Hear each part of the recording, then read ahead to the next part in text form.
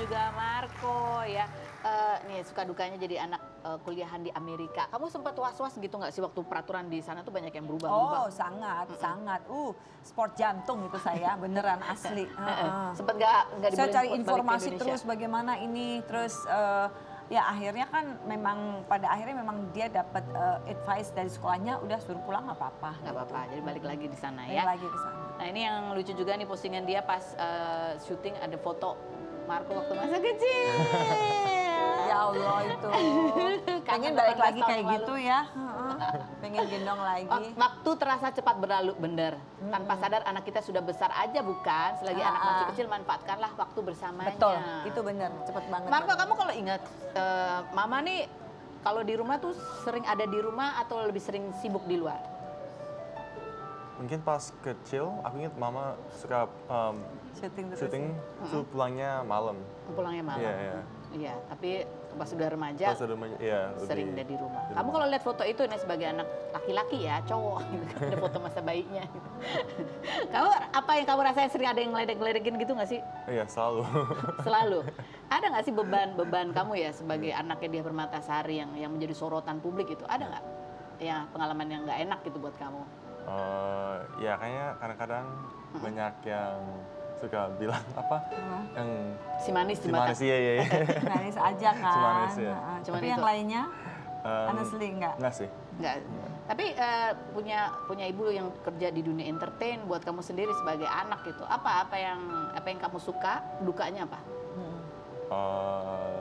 Satu mungkin apa? Mungkin kalau ya, di masa depan aku bisa di dunia hiburan lebih koneksinya ada ya? Koneksi dan ada mentor kan? Mentornya ada. Mentor. Dukanya? Dukanya apa ya? Enggak ya, enggak ada. Nggak ada. Nggak ada kok nggak berani ngomong. Saya nggak begini, sampai telotot gitu. Tapi nanti kalau kamu terjun di dunia hiburan nih kan sekarang aja kamu udah jadi perhatian.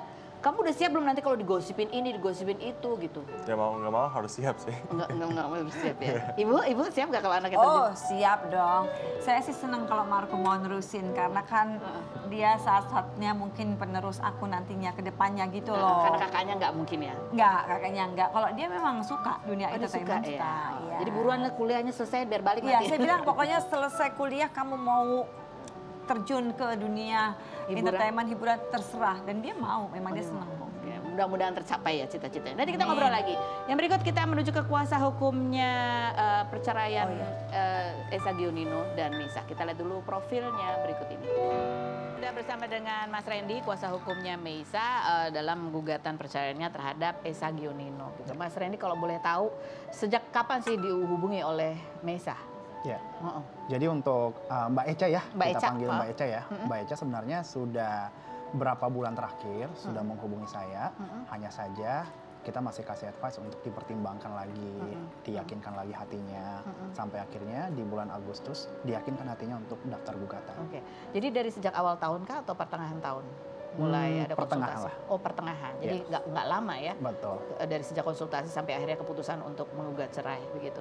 Nah ini kan sempat ada statement yang kita juga agak bingung gitu, sempat ada ya menyatakan bahwa dia sudah pergi bawa anak-anaknya, ada yang bilang masih tinggal serumah. Jadi ini sebetulnya apakah masih bersama atau masing-masing menenangkan diri di tempat terpisah? Ya, jadi posisinya sebenarnya masih satu rumah ya, masih satu rumah, hanya saja beberapa hari belakang Mbak Eca take time lah, mengambil waktu dulu karena untuk posisi ini juga, maksudnya dalam proses gugatan ini dia sendiri pun mengalami tekanan pastinya. Betul, pasti ya mengalami tekanan segala macamnya, meskipun dari internal dia pribadi juga ya, seperti itu. Oke, ini ada sempat juga keterangan bahwa Eca ini juga ya konsultasi juga ke psikolog gitu ketika menghadapi ini. Kalau Mas Randy sendiri melihat apa sih pergulatan yang masih berat juga dirasakan oleh Eca?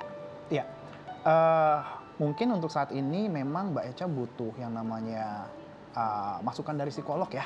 Dengan sepanjang 7 tahun, artinya klien saya lah yang lebih paham bagaimana kondisi perasaannya untuk berjuang sejauh ini, seperti itu.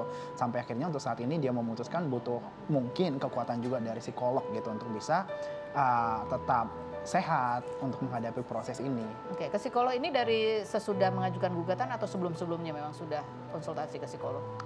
Mendekati sih, lebih tepatnya. Mendekati Iya. perceraian, karena ini keputusan yang tidak mudah. Betul. Gitu ya.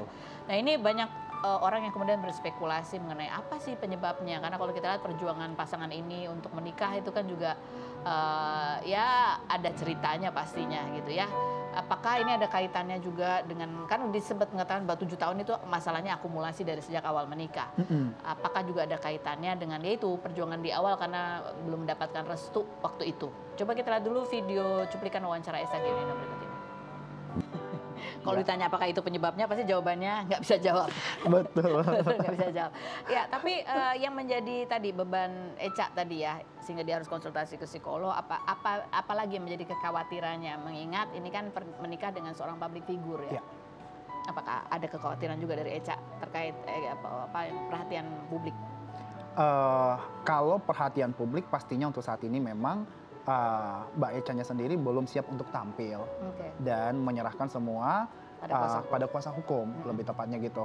Namun balik lagi ke pertanyaan tadi perihal sampai akhirnya ke psikolog ya, ini bukan mudah lah untuk 7 tahun ya.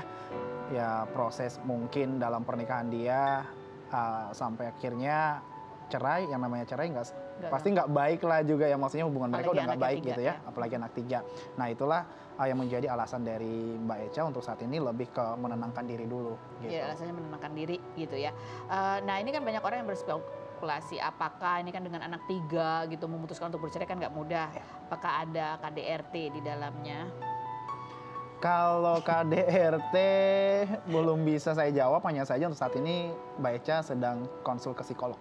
Konsul ke psikolog, begitu ya.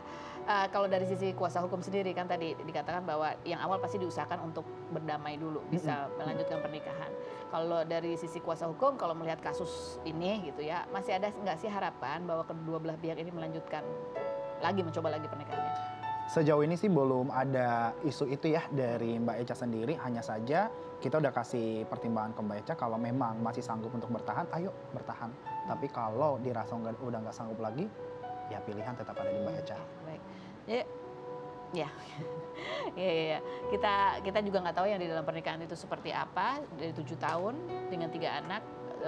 Ini keputusan yang tidak mudah, jadi spekulasi orang di luar ya itu nanti urusannya ada di dalam, sesungguhnya seperti apa yang akan menjadi dasar gugatan. Betul. Nanti akan tertulis detail nggak? Soalnya kan sekarang bisa diakses tuh.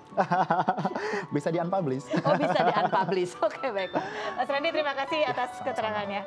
Kita akan ketemu lagi. Jangan kemana-mana, tetap di Rumpi No Secret.